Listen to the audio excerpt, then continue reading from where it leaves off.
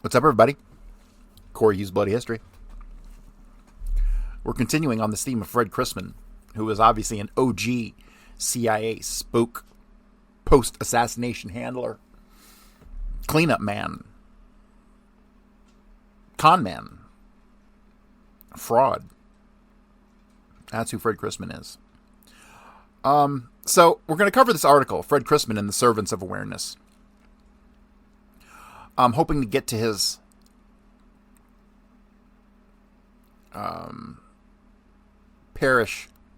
Orleans Parish grand jury testimony today. Well, that might have to wait until next time. I don't know how long this is going to take, but we'll see. Maybe I'll get to it today. This is an article that's posted at Historia Discordia by Adam Gorightly. Adam Gorightly was a fucking... I don't know the guy. Let me just preface this in advance. But everything I've read about the guy and everything he's written tells me he's like a kind of a Kerry Thornley kind of hang around kind of guy. So, a really weird site, but I'm grateful for the fact that it exists at all.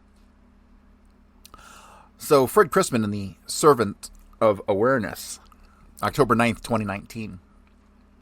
Trigger warning.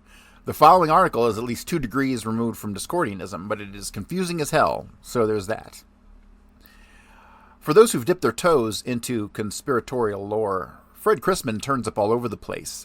First with the Maury Island UFO incident, and then later his alleged role in the JFK assassination, rumored to have been one of the 3 mystery tramps picked up in Dealey Plaza after the dirty deed went down. You can take a deeper dive into Crisman and the Maury UFO incident at this link as part of our startling 6-part Raymond Brochures series. As it turns out, Maury Island wasn't Fred Crisman's first and only UFO rodeo. Recent sleuthing by intrepid researchers Jeff Suak and Kirk Nelson, with a little assistance from yours truly, have uncovered Crisman's possible ties to a UFO channeling group identified as Service Awareness that were mentioned in Crisman's testimony before the Orleans Parish grand jury during the Jim Garrison investigation. As noted in Part 2 of our Reverend Brochures extravaganza, Garrison suspected, or believed, or pretended to believe, that an assortment of fringe religious groups, or odd sects, as he had called them, had been used as fronts for a sprawling JFK assassination conspiracy, political assassins running around in clerical garb with instruments of death concealed within the flowing folds of their robes. You can sense the sarcasm here. As stated in the passage above, when a Garrison staffer quizzed him about service awareness, Crisman claimed he had no involvement with the group. However, service awareness was a transcription error. It should have read Servants of Awareness. So who the heck were they? According to The Sound, a newsletter published by Cosmic Awareness Communications, quote, on Thanksgiving Day 1962, a voice expressing itself as Cosmic Awareness began speaking through a university lecturer and ex-Army officer who had been in the Bataan Death March. The university lecturer and ex-Army officer was a fellow named Frank Doobie, thereafter referred to as the Interpreter. According to Cosmic Awareness newsletter, Doobie began studies in depth psychology at a Seattle church through funding given by the CIA. And it was this depth psychology research that led to the formation of a Servants of Awareness forerunner, the Organization of Awareness. According to Awareness history, quote, after several severe heart attacks, the interpreter Ralph Doobie finally transitioned in January 1967. After the passing of their interpreter, the Organization of Awareness experienced much upheaval. Financial stress and disagreements over what information should be released led to a splintering of the organization and its eventual collapse. Organization of Awareness ended shortly thereafter, and Servants of Awareness was founded with David Worcester as its interpreter. This incarnation continued for 3 years. David hosted an August affair, and at this function, the future founders of CAC, Cosmic Awareness Communications, were approached by Paul Shockley, a man who would change their lives. Paul was doing awareness readings, but had no idea how to make them available for the good of all people, so they put their heads together and began to go down a path that would become a powerful force for good in so many lives, end quote.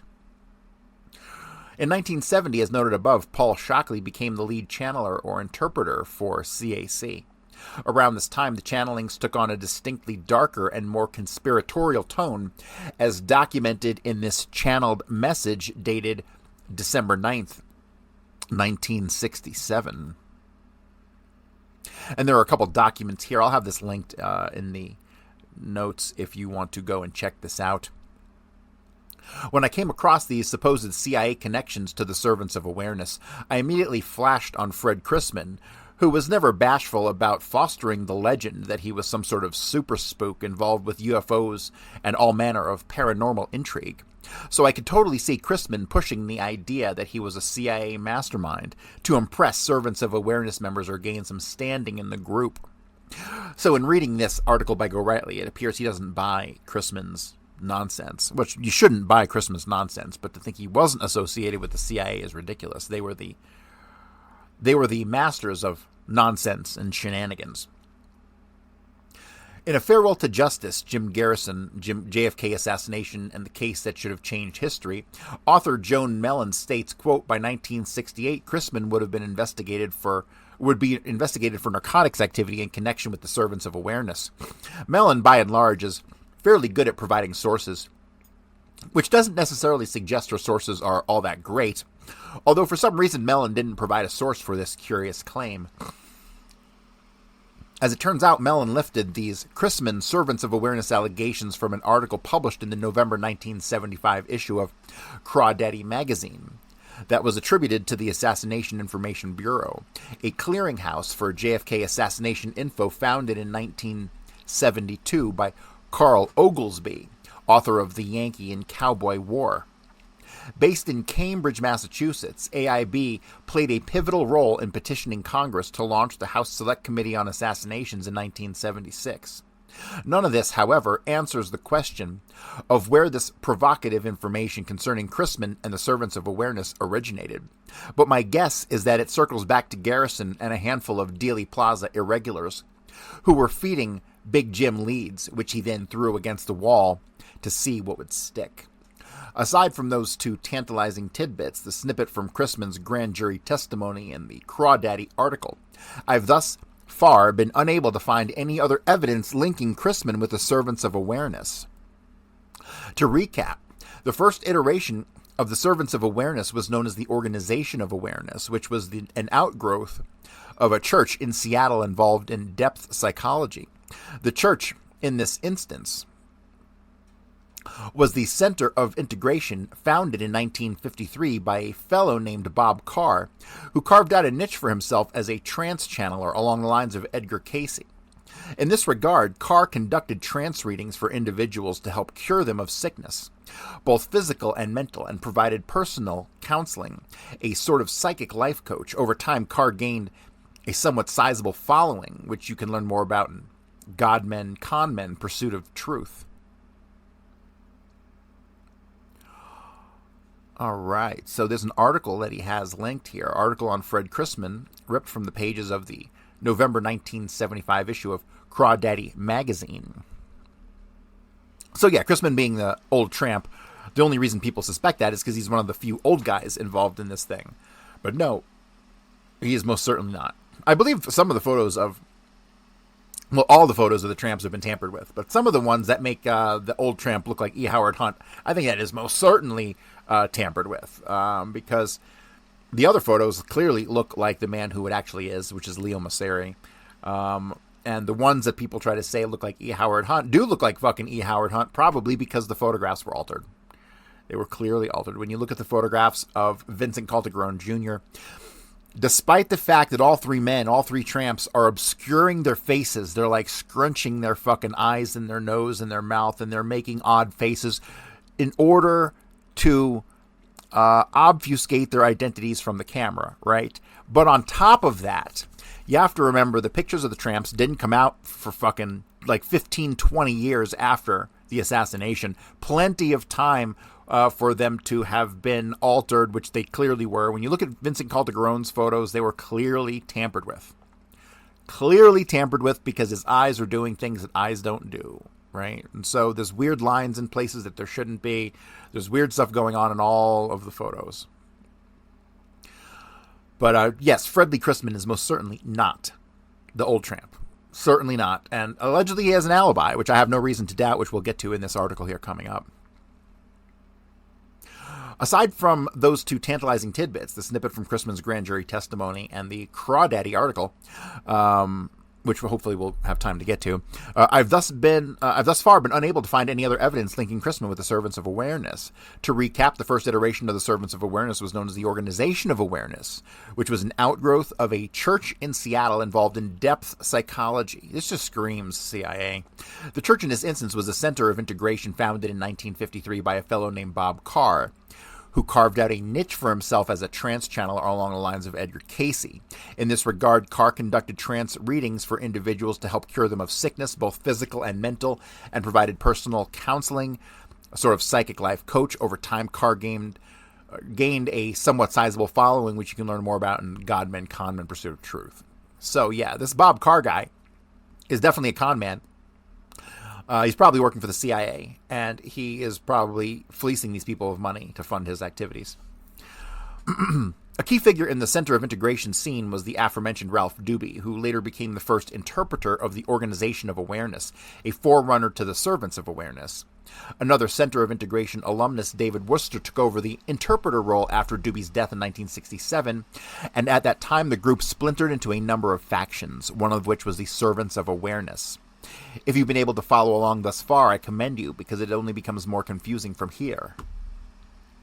Back in 1958, the lead channeler at the Center of Integration, Bob Carr, discovered that due to the church's nonprofit status, they could obtain free quantities of lysergic acid, LSD, for research purposes, direct from Sandoz Laboratories in Switzerland. This resulted in the acquisition of 100 milligrams of the mighty molecule, which the group then used to great effect during channeling sessions. In the video below, Bob Carr discusses this period, and have a video linked here if you want to go check that out. LSD channeling sessions appeared to have reached a peak during the Servants of Awareness era, 1967 to 1970, as things got pretty loosey-goosey with David Worcester filling the role as lead interpreter.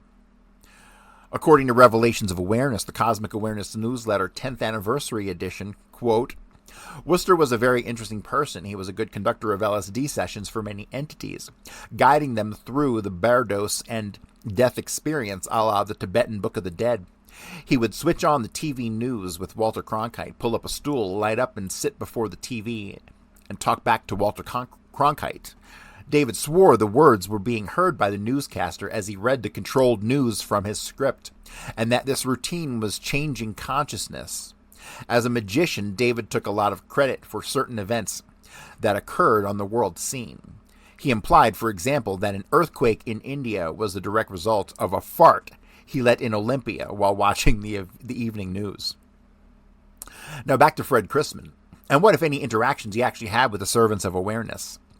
Let's first examine the drug angle. We do know that according to police reports, Crisman was arrested on March 19, 1957 for drunk driving and disorderly conduct, at which time it was discovered he was also under the influence of barbiturates. According to his arrest report, Crisman pulled a gun on the arresting officer. Not smart. Due to this incident, Crisman was fired from his job as the superintendent of schools in Elgin, Oregon. A second arrest occurred in October 1968 when he was arrested for reckless driving and carrying a concealed weapon. By 1963, Crisman was employed as a substitute teacher at Mount Rainier High School, a time period that would later become the focus of the House Select Committee on Assassinations, who examined Crisman's alleged role as one of the mysterious tramps apparently up to no good in Dealey Plaza. The HSCA ultimately determined that Crisman had an ironclad alibi for that infamous day, November 22, 1963, when JFK was blown away. In 1964, Crisman landed a full-time teaching gig at Cascade Union High School in Salem, Oregon, a position that lasted a mere 2 years before he was fired for, quote, forming a secret student organization. Crisman formed the organization and conducted meetings on school premises without authority.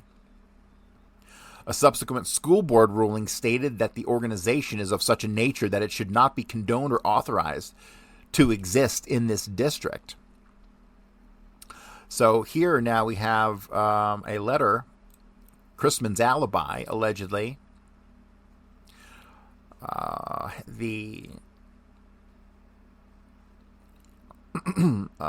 Paper heading is Columbia County School District number 13. Stanley Peerboom, principal, Rainier High School in Rainier, Oregon. December 15th, 1978, Mr. Gary Cornwell, Deputy Counsel, Select Committee on Assassinations, 3331 House Office Building, Annex Number 2 in D.C., 20515. Dear Sir, this letter is to attest to the fact that I was a member of the teaching staff at Rainier Union High School during the 1963-64 school year, and that Fred Lee Crisman was also a member of the teaching staff that year.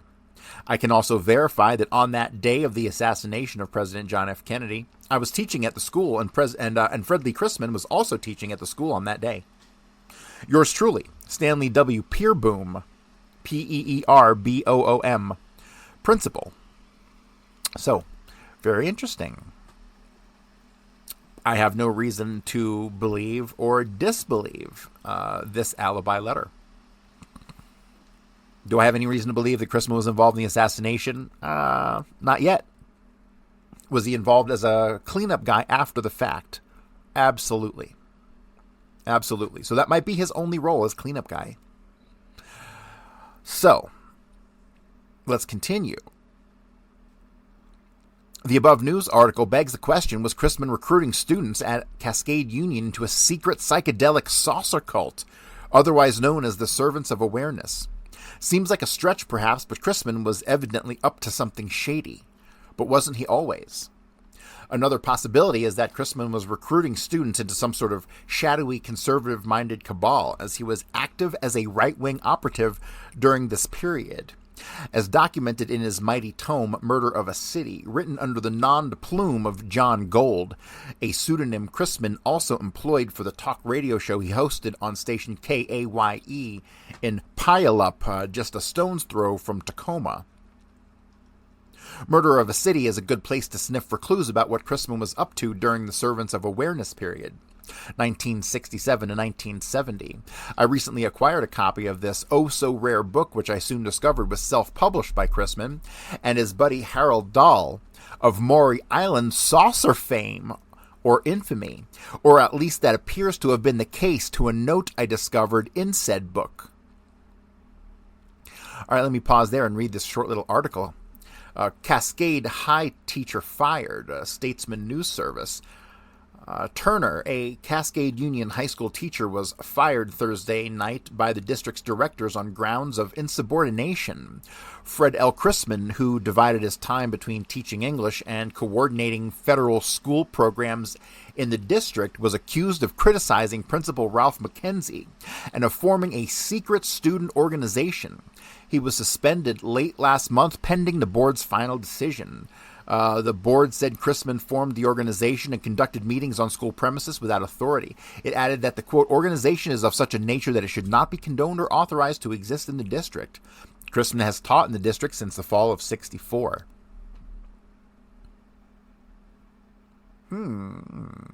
Interesting.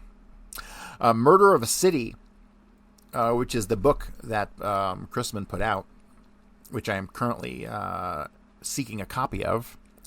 Murder of a City is a prism to gain insight into Crisman's strange universe, covering the time frame he might have interacted with the Servants of Awareness, who were located in Olympia, 30 miles from Tacoma.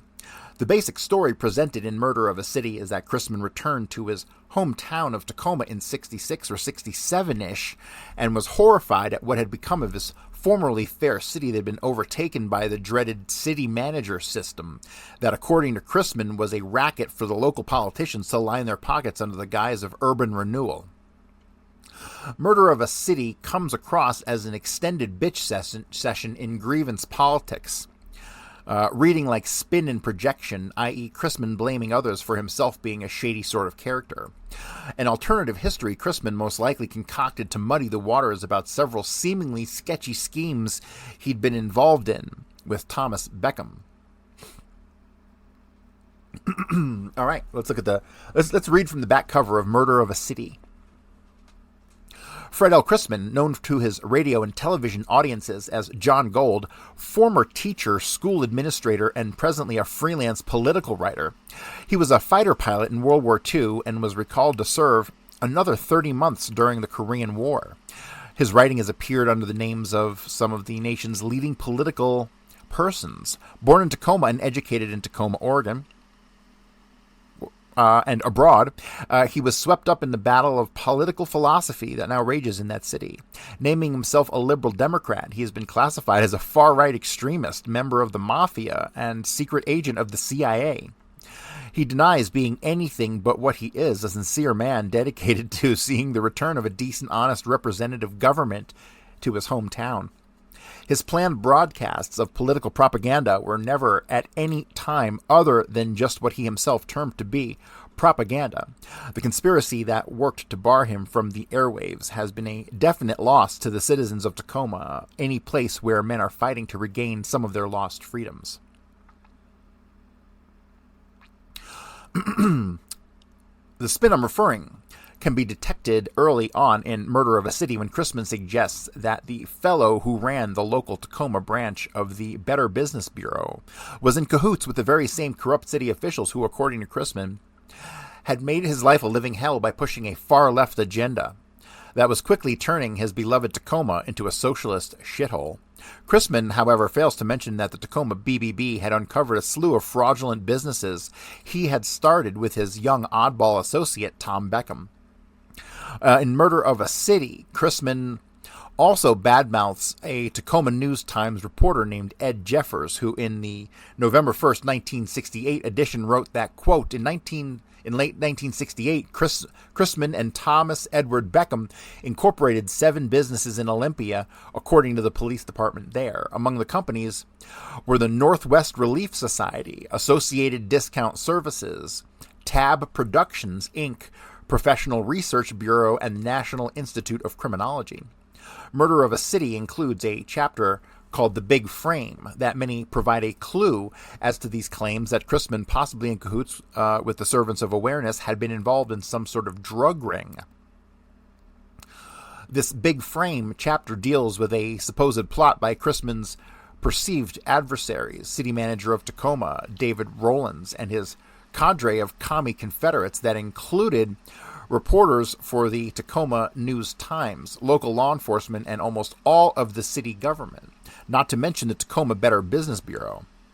In a scam to set up Crisman and his right-wing allies, chief among them a fellow named Marshall Ricconscudo, or something like that, ran a PR firm and had his hand in a number of fly-by-night businesses, one of which entailed the acquisition of a pharmaceutical company, or at least that was Crisman's account of the story. After acquiring this company, which he renamed Drug Sales West, Ricconscudo mothballed some of the lab equipment that came along with the deal at a warehouse in Tacoma that was subsequently broken into and the lab equipment stolen. This lab equipment, once again according to Crisman, later turned up at a major drug bust, an incident recounted in Murder of a City, in which Crisman quoted an article from the Tacoma News-Times concerning a police raid of, quote, the largest amount of LSD that had ever been found on the West Coast, end quote. Unfortunately, Crisman failed to give a date for the drug raid, which makes confirming his claim article problematic. Have had no luck as of yet. But whatever the case, his position was that this drug raid was part of the Big Frame, and that the lab equipment in question had supposedly been used to cook up record-breaking haul of LSD.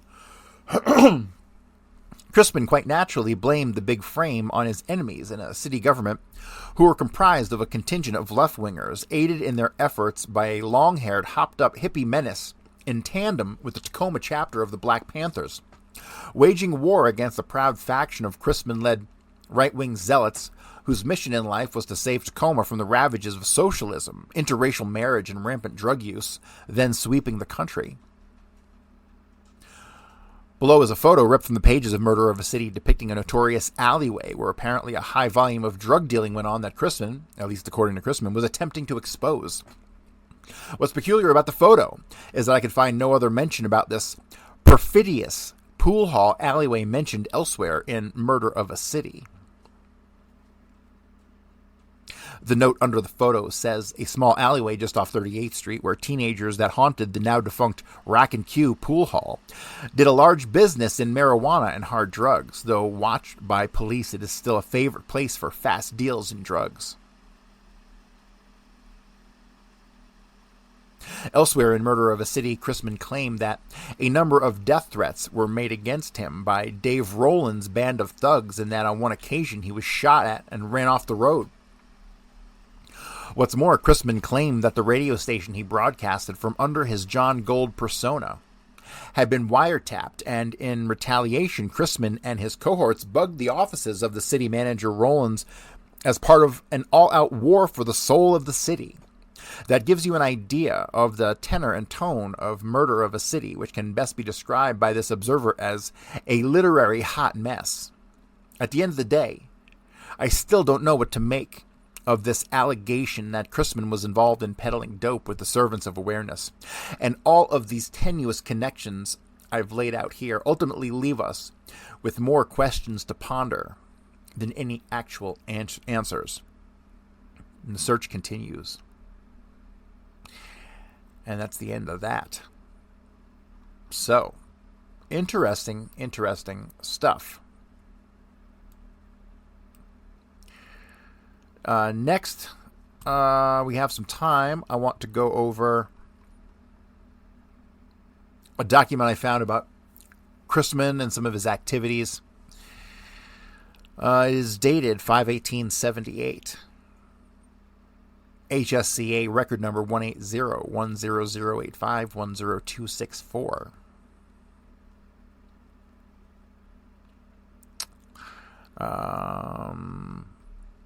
Okay, so this is in reference to the Kennedy assassination. Identifying information from the FBI.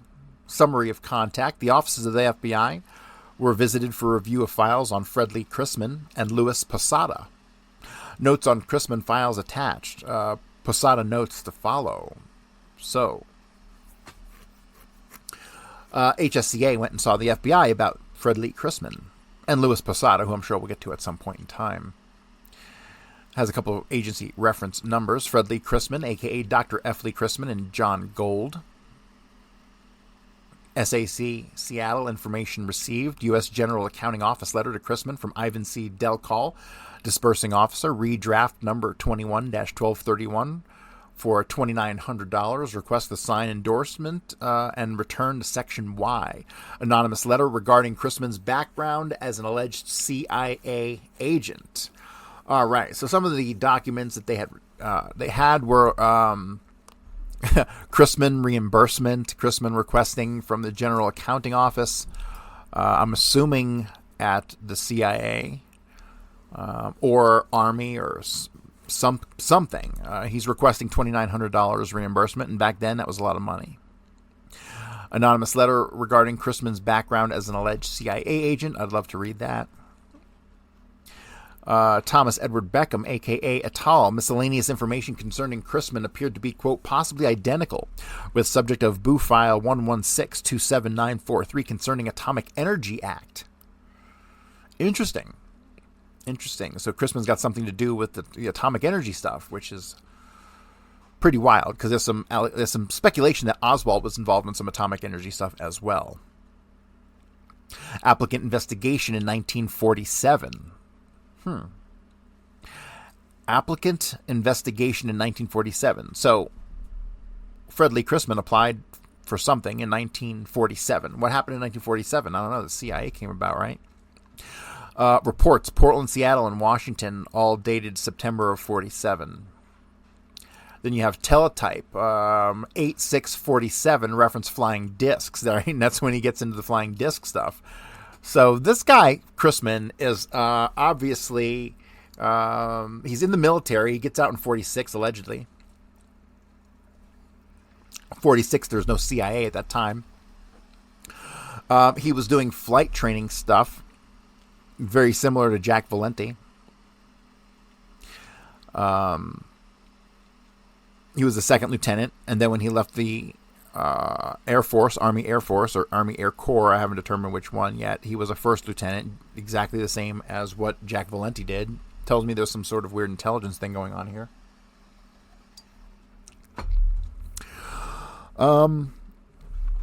So yeah, he goes from that to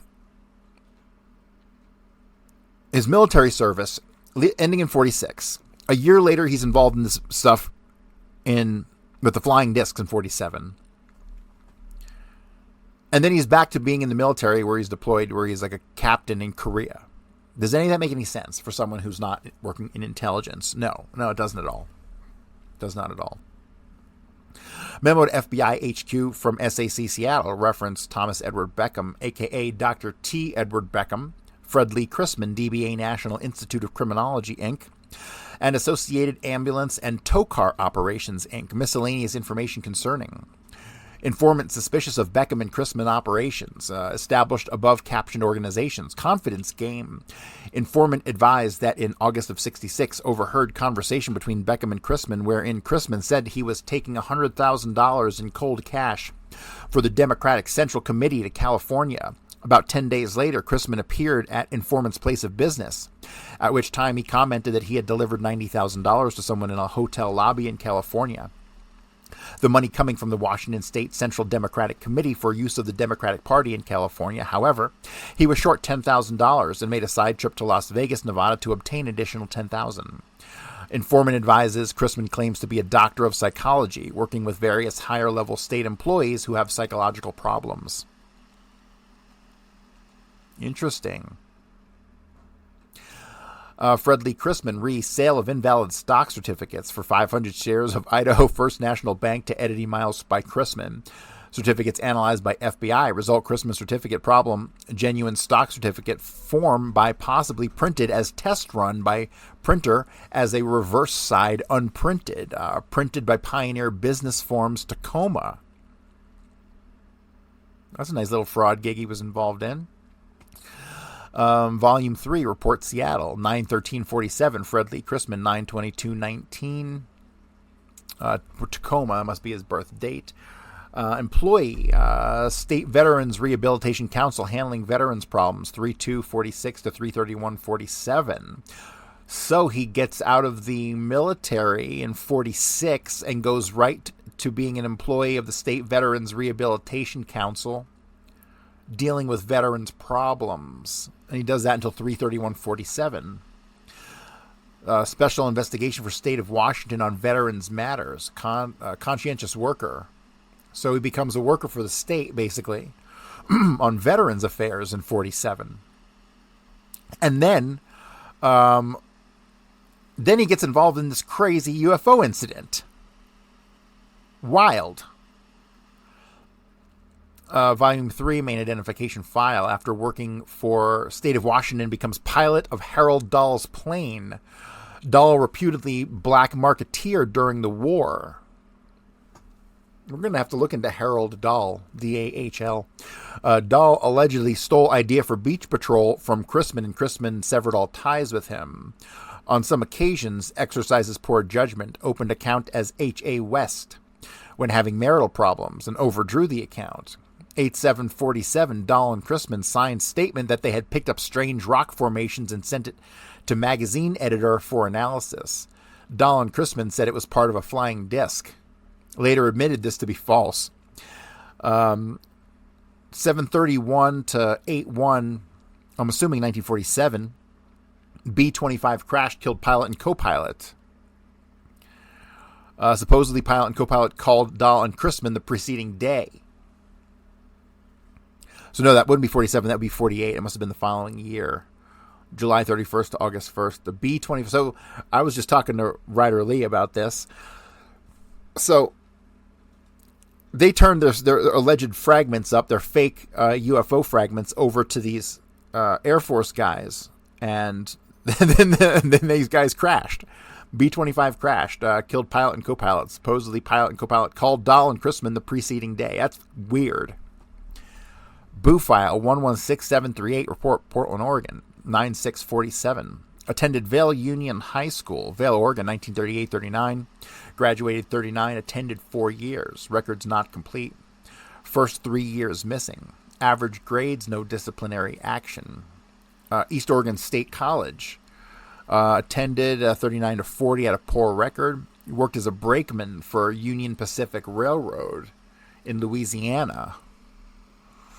Oh, I'm sorry, no, in La Grande. In 41 to early 42, and he left to join the armed forces in 42.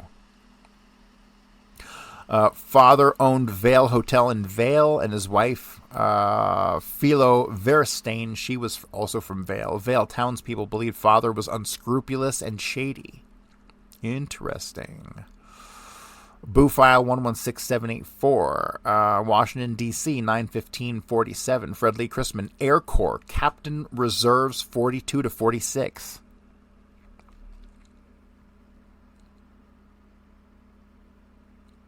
Army officer record, serial number 0758951.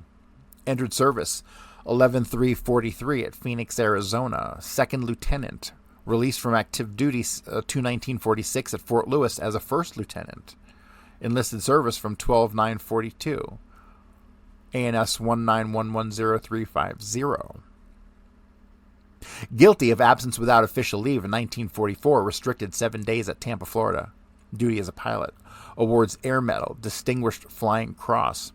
Application Personnel Security Questions Atomic Energy Act. White, 5'6.5", 190 pounds, hazel eyes, brown hair, date of birth 7/22/19, Tacoma, Washington. Interesting. That, ladies and gentlemen, is Fred Lee Crisman in a nutshell. So let me see, do I want to start this today? The Orleans Parish Grand Jury? Yeah, I think I do. I think we're going to knock this out today. So, moving on to the Orleans Parish Grand Jury testimony, November 21st, 1968. Present are Mr. James Alcock and Mr. Andrew Sciambra, Mr. Alvin Oser, and Mr. Numa Bertel, and members of the Orleans Parish Grand Jury. Fred Lee Crisman. Fred Lee Crisman, witness herein, after being duly sworn, testifies as follows. Mr. Alcock, please state your name for the record. F. Lee Crisman. Mr. Crisman, although you spoke to your attorney, it's my duty to advise you of your constitutional rights since you are a witness before the Orleans Parish Grand Jury. Anything you say in here can be used against you in a court of law. However, under the United States Constitution and the Louisiana State Constitution, you have a right to refuse to answer any question that you feel may incriminate you or tend to incriminate you of any criminal offense. Do you understand that? Yes. And since you've taken an oath, you must tell the jury the truth, and if you do not, you'll be subject to the law of perjury of the state of Louisiana. Do you understand that? Yes. Now please give us your place of employment and address at present time. Radio station KAYE, located in Tacoma, Washington. I live at 928 Grant Street, North Grant Street, Tacoma, Washington. Have you been at the radio station how long? Since last August of this year. What are your duties there? Radio commentator. I conduct a 3-hour talk show in the evening. Political, religious, or what? Whatever people want to talk about. Do the people call in? Yes. Is this your sole employment at this time? No, I work for an advertising agency also. What is the name of the agency? Riconosciuto. If you'll remember, Michael Riconosciuto was involved in the Promise scandal involving Israel and the precursor to the Pegasus software and the Prism software and all that stuff. So, and that was all CIA entrenched and Mossad entrenched. Okay, but now we have Fred Lee Crisman dealing with Michael Riconosciuto's father. Weird, huh? You want to tell me again this guy's not intelligence? Fuck right off. What sort of operation is that? Advertising agency that handles quite a few political candidates and any type of advertising generally. It's owned by a man named Marshall, one of Riconosciuto's employees. Are you an officer of the company or an employee? No, I write assignments for people, political speeches, etc. How long have you been working for this advertising organization? About 2.5 years. Prior to going with the radio station, by whom were you employed? Mostly by Riconosciuto Advertising Agency. Prior to that, by whom were you employed? Cascade School District at Salem, Oregon. In what capacity? Writing federal educational programs. How long were you there? 2 years. And prior to that, what did you do? Vice principal and English teacher at Rainier High School, Rainier, Oregon, on the Columbia River, right across from Washington. That brings us back to about 64 or so. Yes, I was there 2 years, I think 63 to 65. Were you in the teaching field prior to that? Yes. No, prior to that, I was working for Boeing Aircraft. In Washington? Yes, in Seattle. How long were you with Boeing? A little over 2 years. In what capacity? I was a personnel representative. Did this require you going around the country? No, I never left the Seattle plant. I thought you may have gone on a recruiting drive. No, I did not. Have you ever been down to New Orleans? Yes. When was the first time? About 2 years ago, right about this time. What was the purpose of that visit? I came here with a young man, Tom Beckham. He has a show named Mark Evans. It was in the vain hope that we could promote a record he was getting ready to cut, and I was unfortunate enough to believe that he could promote it here, and I went ahead and financed the trip, and it turned out to be nothing. How long were you here? About 4 or 5 days. And this was the first time you came to New Orleans? Yes. Where did you meet Beckham? In the state of Washington. How did you come about meeting him? I met him through another friend of mine, a man who operates a large secondhand store of this type of thing. I was there for books, and he introduced me to Tom, and that is the first time I met him. It was a few months prior to coming down here. So, I just need to remind everybody that Beckham testified a couple months before this, right? And he testified that he met Fred Lee Crisman through an ad that Fred Lee Crisman had placed in a newspaper, right? He was looking for people, and then he met him through that, and then they went into business together, right? But now we have Fred Lee Crisman giving a different explanation for how they met.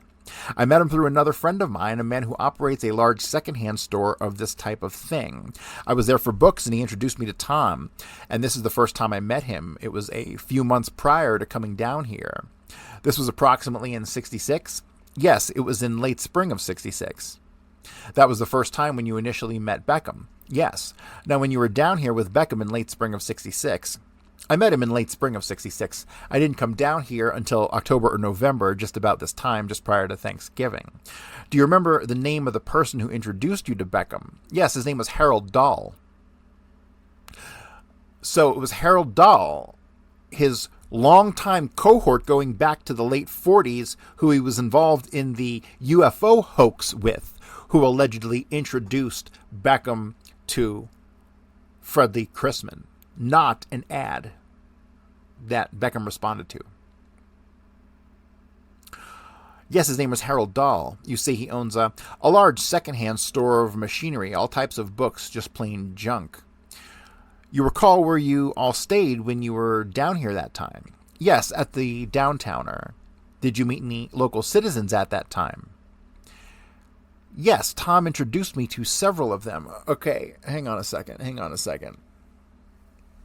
Let me scroll back up here.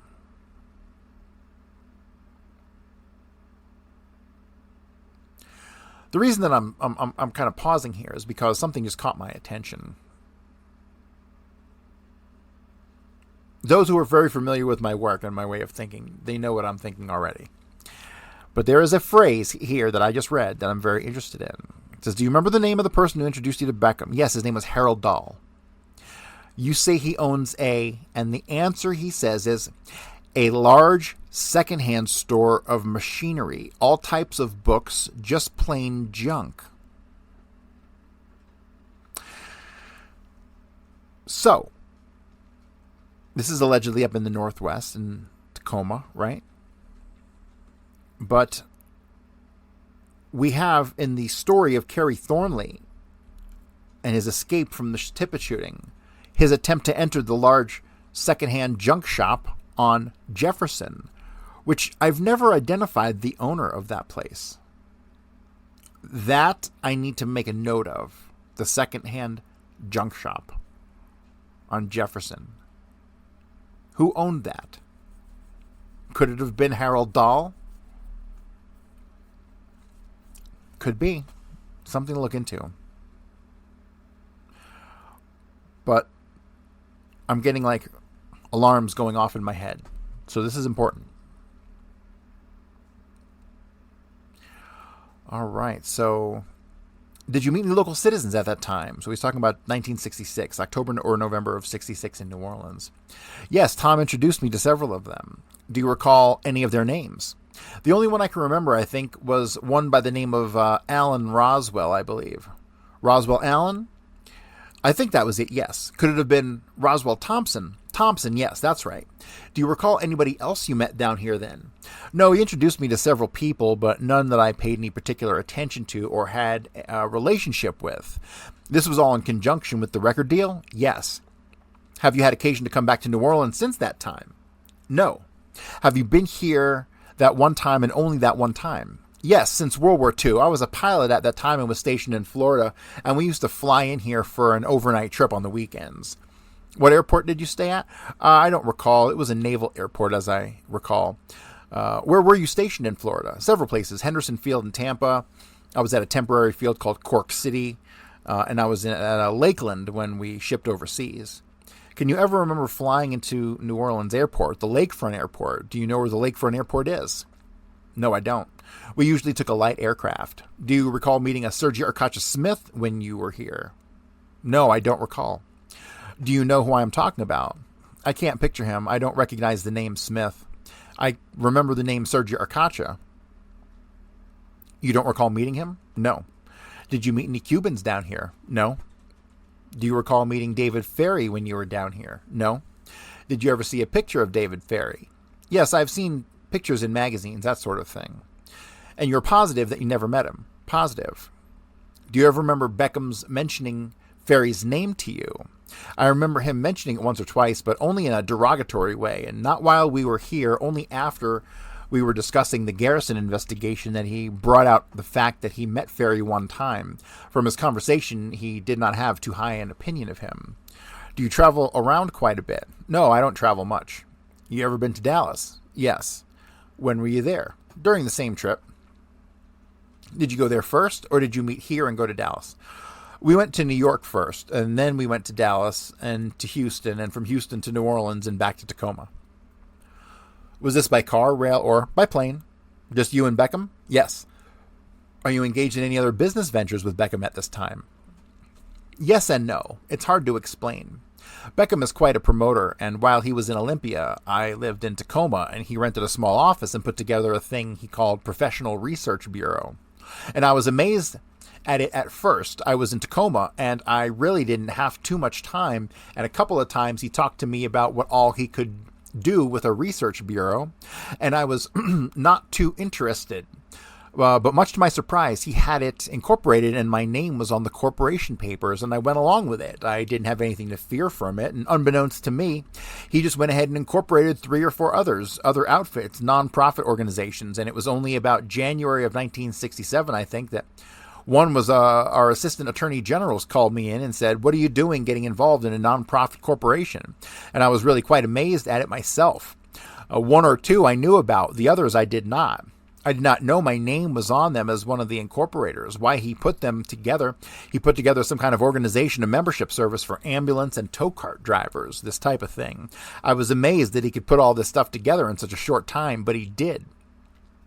You're not actively engaged in any business with him at this time, are you? No, not since he left.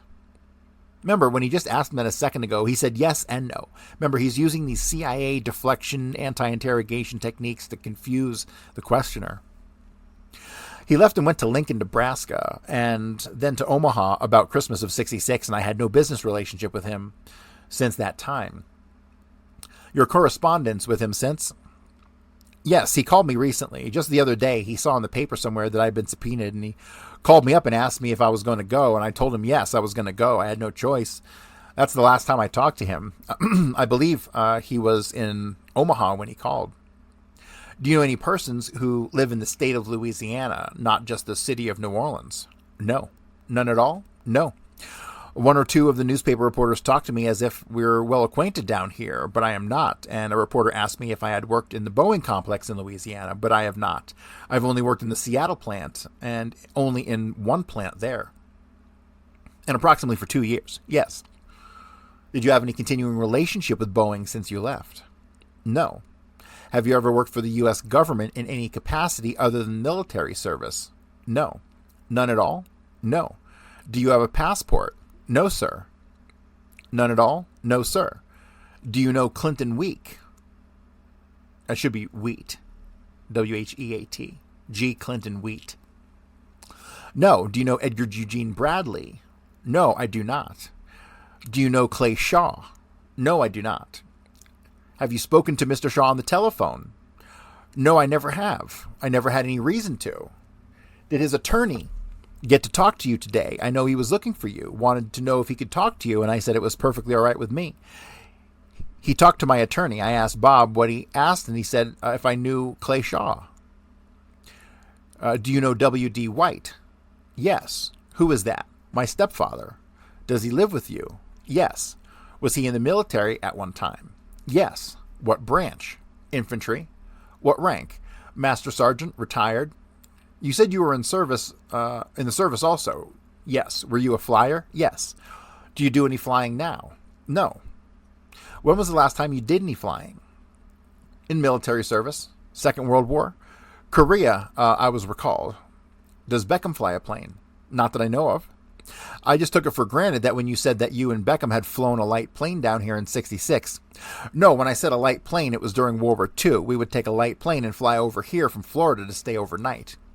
So that was a commercial airline. Yes, we flew from Washington, and it was commercial. After you were subpoenaed, you expressed some puzzlement at being subpoenaed, and then you indicated it might be your relationship with Beckham, and Beckham being a banker for Cuban organizations. Will you explain what you meant by that? There was a story that Beckham had told me, and it was the only thing I could think of in relationship to what I had read about Mr. Garrison's investigation, and what Beckham had told me about what had gone on and what had happened.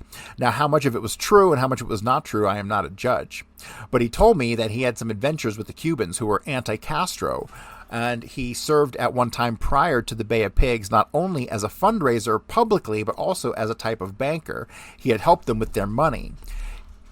He also told me that prior to the Bay of Pigs, it was quite the thing to do to be helping raise money for the Cuban resistance fighters, but afterwards, the federal government instituted a program of attempting to shut things down as far as their attacks on Cuba was concerned, which was public knowledge as far as I was concerned. But his part was also, he stated, a fund of money he was in charge of that belonged to the Cubans, and there had been Treasury agents and FBI agents looking for him, and that he had finally given what was left of the money to the Rocas in Dallas.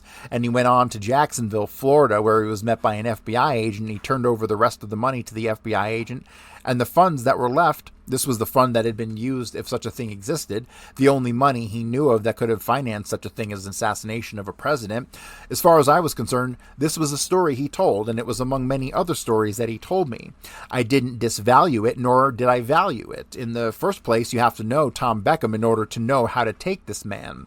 About the time you have decided he is telling you a complete set of untruths, and completely beyond, it turns out to be true, whatever he's telling you, and how much truth and how much fiction you can never gauge. I take it you never personally participated with Mr. Beckham in any Cuban activities at all?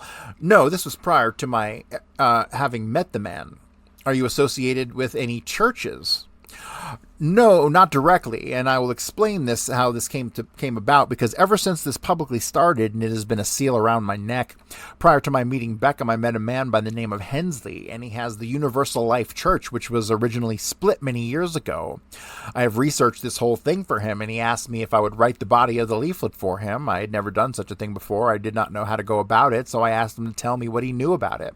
Well, it originally had been a stem off the Methodist Church, so I went back and traced the history of the Methodist Church and wrote the original history of this thing and how it came about, and finally the Universal Life Church, which I sent to him and for which he paid me. He also sent me a bishop's thing in this church. This was also released to the newspapers, and here I am. I'm not practicing minister by any means, but all of a sudden I'm a bishop in this church, and it was a little embarrassing, and this is how this thing came about. So I need to point out here that we have between Crisman and Beckham, they're pointing fingers at each other, right? So, because Beckham said that Crisman's the one who got all the church stuff, right? And now you have Crisman is saying that it was Beckham who got him into the church stuff, right? So this is ridiculous. These two are a bunch of fucking CIA goddamn con men, all right? Running fucking confidence games. Unfucking believable. Do you know Reverend Broshears? No, I don't. Have you had any correspondence with him? Not that I know of. I had a tremendous amount of people sent me letters and that sort of thing. And on top of that, Mr. Beckham got a hold of this and got a hold of historic bishop in Lincoln or Omaha. And he put together a whole series of secondhand shops and printed the whole thing up and had all types of material printed and had my name on it as a consultant in all this malarkey. and had nothing to do with it. The same thing as when he was first subpoenaed by Mr. Garrison. He thought it was something great, and I couldn't see his point of view. He made a record, a LP called Material Witness. And in this album, he mentions my name about 2 or 3 times, which is not only a little embarrassing, but he sent it to radio stations all over the area where I live. And I am on a radio station myself, and this is a little embarrassing once in a while to have fellows in the radio business say, well, Bishop, when you going back to see Jim Garrison, this type of thing? And a man on the phone tells me he's a reporter on the Times-Picayune and says, what do you have to say about the subpoena that the grand jury of Orleans Parish has issued for you? My first reaction was almost hysteria. For me? For what? For now, I'm placed in the position in my own state, for I am personally there radio-wise, of saying I'm not going there to face the jury and having a great many people say, well, anyone who does not have anything to fear, why would you be afraid to go before a grand jury? I will be placed in that position. I had no choice in the matter, except here I am. Did you ever belong to Beckham's National Institute of Criminology? I wrote the stuff for it. I wrote the correspondence school lessons for it, for which I was supposed to be paid, which I never have. When was this? In the fall of 1966.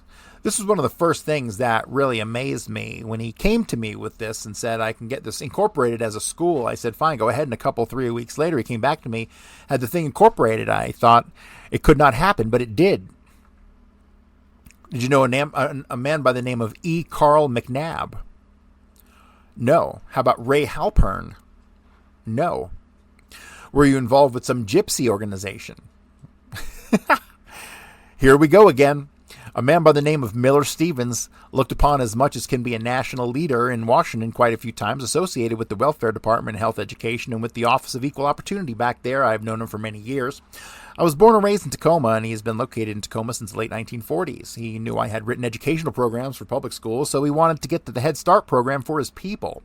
He thought his people had been overlooked in this program, so he asked me if I could write the program for him. I wrote the program, and he submitted it to the public schools for their approval, and they approved it, and it went on back east to their people, and they made a tentative grant of $6,000 to start out with, which was administered by the Tacoma Public Schools. And that was as far back as I took it. I took it no further. It was then taken up by the Tacoma schools and their special staff writers. They have to handle their federal programming, and it's just been programmed again for another $24,000 in conjunction with another girls' school, which is going to be started in Baltimore, and I believe this will be administered by the Baltimore Public Schools. That's my connection with it. Are you essentially a writer? Yes, essentially I am an English teacher, high school grade, but I quit teaching high school to go to work for the Boeing for one purpose. I had a daughter getting ready to go to college, and I could not earn enough money to send her to college. Unfortunately, my daughter was killed in an automobile accident in 1964. But while I was working for Boeing was when I was to write other things, and I found there were agencies that would hire me to write certain advertising agencies. I worked for worldwide agencies. I worked for Western agencies on assignment basis right there in Seattle and Tacoma. And from there, I moved on to writing political material for candidates. I just finished writing quite a bit of material for this past campaign. I'm writing material right now under assignment wherein the city of Tacoma is trying to remove the city manager form of government and the other side is trying to keep it in. And I've been hired by the group that is trying, what they call the Civic Improvement Association, a group of citizens who have put up the money to campaign and try to get the city charter changed from the city manager form of government. And I have written a tremendous amount of material in the last 3 months, and that is principally what this worldwide advertising agency is interested in. No, worldwide agency is engaged in general advertising, but Rick and Shudo has Channel TV Magazine. They handle all types of advertising, different types of stories, brochures for different types of stories. One of their departments happens to have or handle political candidates, write for their TV for them, etc. You told me you did not know C. Clinton Reed. It's G. Clinton Wheat, okay? Who the fuck is making these alterations here? G. Clinton Wheat. Is that correct? No, I don't. What about Dr. Drennan? No, sir, I don't know him. Have you ever lived in California? Have you ever lived in any other state besides Washington and Oregon? No. When did you leave the military service after Second World War? 1946. I got out of the Korean conflict in 1953. When did you go into the conflict? 1951. What rank did you come out with? Captain. Back to the money Beckham had received from the government or was in possession of in relationship to the anti-Cuban organizations. You said you had never seen this money. It was just told to you by Beckham. Yes, Beckham told me about it. What was the phrase, the money could have been used in the assassination of President Kennedy? Yes. He did not elaborate on any further. No. At the time he was involved in this, you had not been to New Orleans at all? No. And as far as Beckham's contacts with the anti-Castro activities in the city, here you had no contacts with these groups either. No. He mentioned Sergio Arcacha Smith and someone else. Another name, I think it was Juan. I can't remember now. Could it have been Rebel? Yes. Louis Rebel? Yes. But that is not the way he pronounced it. Did he mention Gordon Novell? Did he ever mention him to you? No. Did you know Gordon Novell? No, I don't. Do you know a man by the name of Ed Gardner? Or Garner? Yes. How do you know him? He was a salesman for a used car lot in Tacoma. Was that lot owned by Leo Grassi? Yes. Do you know him? Yes. Have you had any business with him or what? Yes, at one time I was going to have an interest in the automobile business, but it never materialized. Were you ever associated with service awareness? Aha, that's what we were talking about earlier. Service awareness, phonetically spelled. No, I heard the name somewhere several times, but I had no association with them whatsoever. I have been asked this before. I don't even know what the organization actually is. You say Beckham called you when he had seen in the paper somewhere that you had been subpoenaed by the grand jury. Did he also call you when he had been subpoenaed? Yes. What were his thoughts about it at the time? He called me to tell me about it, which was not unusual for him. He picks up the telephone quite easily, and I was neither impressed one way or another, because frankly, I did not think that he had any. I did not believe his story is about the money, but I thought if Mr. Garrison has enough evidence to call for him, there must be something to it. Do you know W.C. Dawes?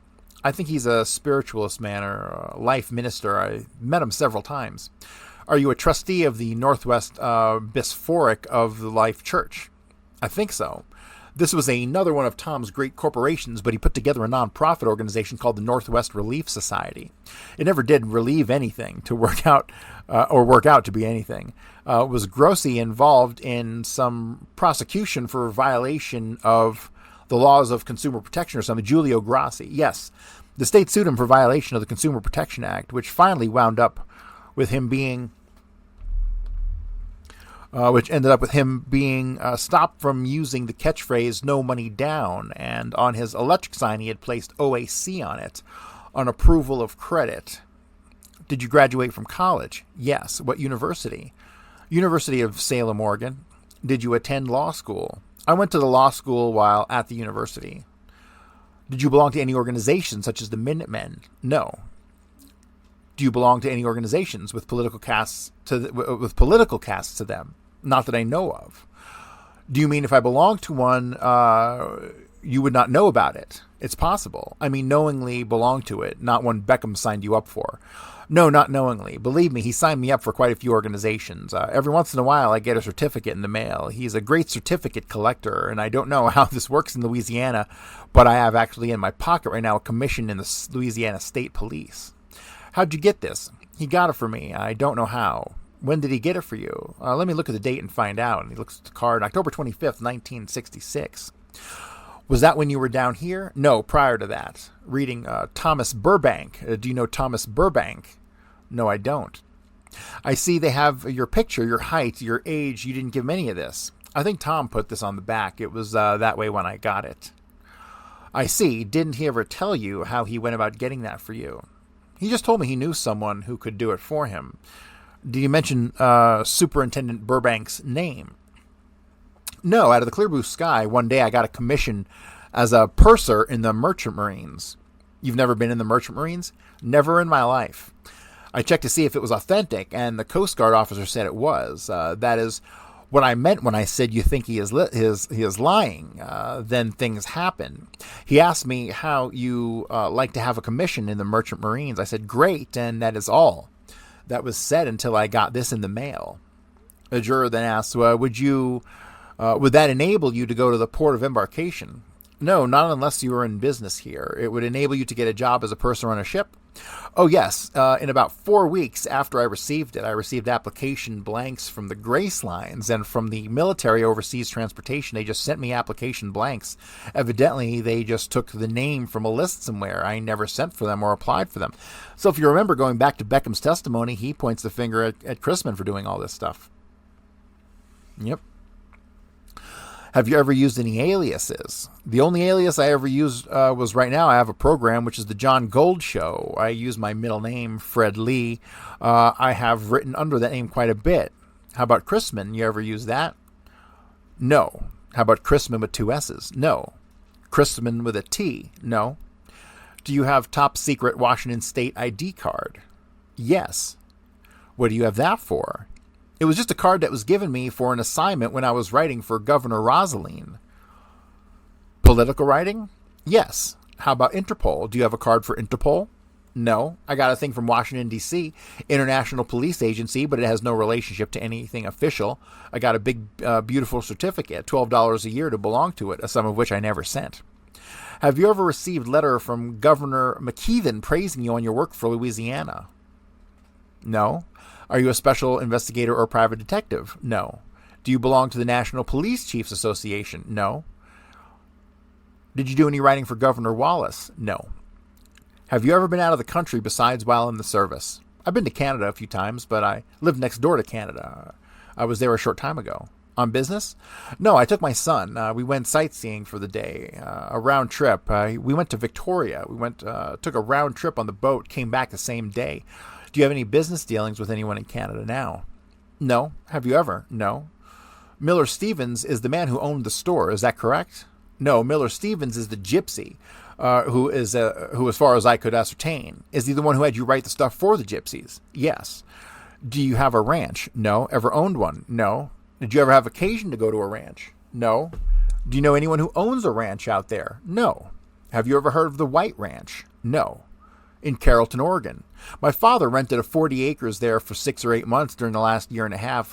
He gave it up and lives in Portland now. Was it a ranch? No, just acreage. Carrollton is just outside of Newburgh, which is a suburb of Portland. I would not call it a ranch by any means. I had no stock on it. My dad is retired. Did you ever hold any political meetings on this acreage? No. Did you ever spend any time there? I stopped there several times to visit my dad, and that's all. I have not been there since last August. I think my dad only rented it. Have you ever directly or indirectly worked for the CIA? No. Did Beckham ever mention to you that perhaps he worked for the CIA? No. Do you know Jules Streiser? No. Kenneth C. Willis? No. Of the Northwestern Relief Society, have you ever heard of that organization? Yes, that's one of Beckham's organizations. Yes. Do you know a person by the name of Livermore? No. Do you know our Attorney General, Mr. Gramillion of the state of Louisiana? No. Do you know Bob Lavender? Yes. How do you know him? I met him through Tom Beckham, I believe. See, Beckham said that he met him through Crisman. Do you have any business with him or relationship with him? No. I don't have any relationship with him. He has a print shop or works in a print shop in Seattle. You met him through Beckham? Yes. Do you know Dan R. Brown? No. What was the occasion of your meeting Lavender through Beckham? Do you recall the purpose? Just someone he knew, that is all. Do you have any business dealings with the print shop? No.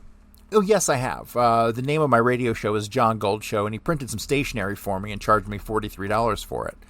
Do you know a Wolfgang Yost? No. Do you belong to any right-wing organizations? No.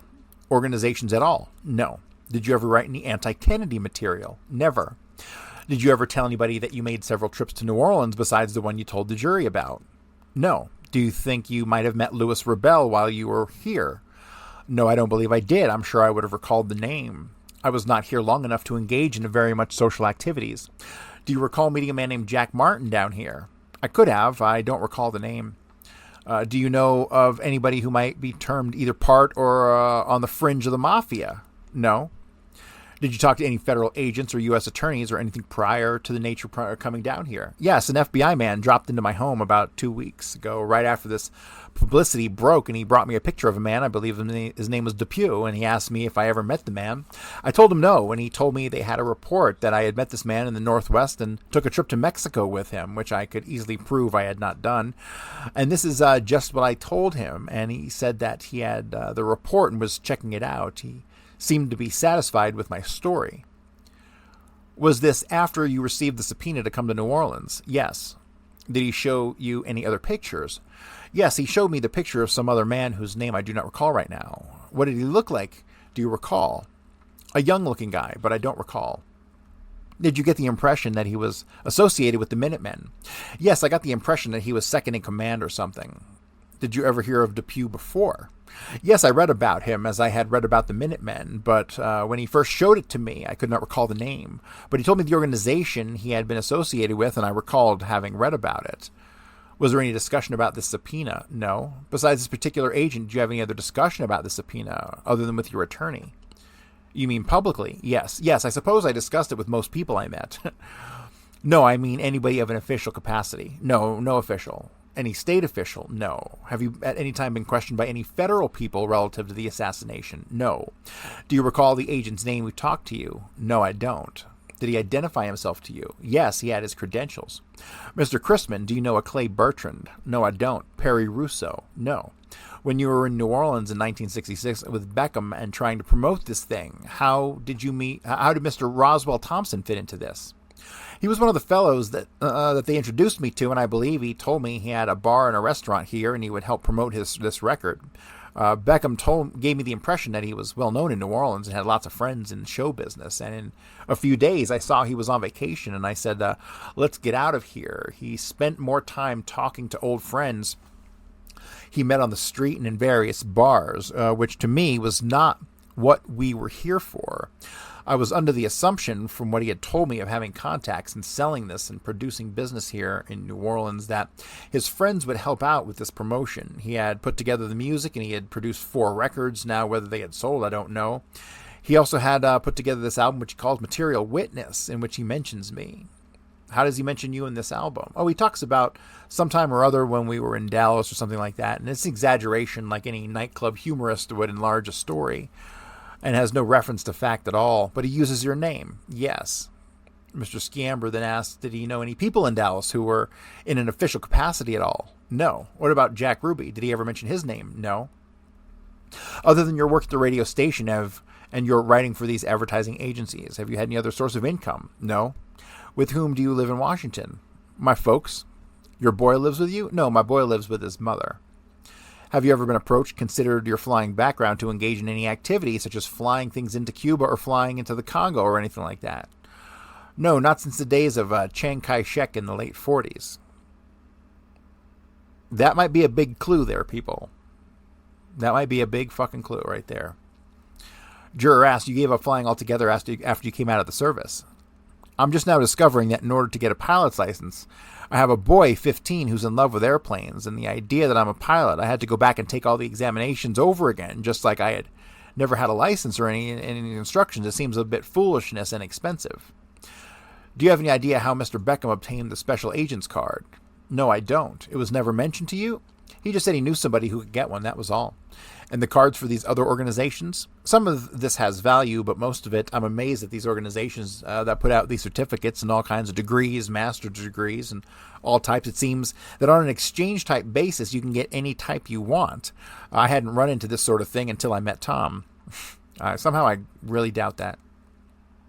Is there any information you might have that we have not asked you about? No, because I'm not sure what way you're trying to go. I have read everything that concerns Mr. Garrison in his investigation, especially the last few days, everything I could possibly put my hands on. I even read the back issues in which he had an interview with Playboy magazine.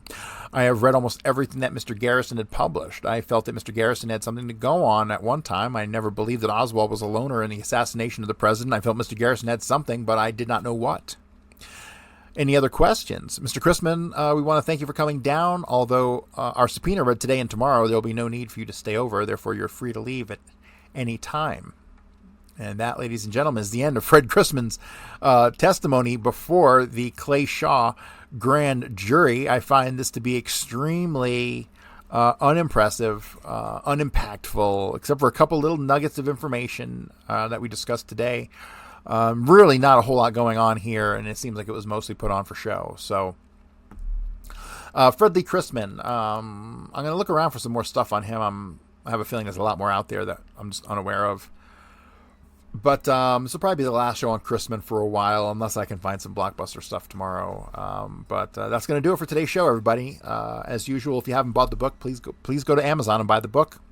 And you can go to buymeacoffee.com/JFKbook, and you can pick up my notes and all kinds of other stuff. Plus, I have a bunch of hardcovers and soft covers coming in, and I'm selling signed copies of my book. I've had a bunch of people request them. I've had a bunch of people buy them already. So I'll have hardcovers and softcover copies for sale, signed by yours truly in the next couple of days up on buymeacoffee.com. So that's going to do it for today, and I'll be back tomorrow. Till then, see ya.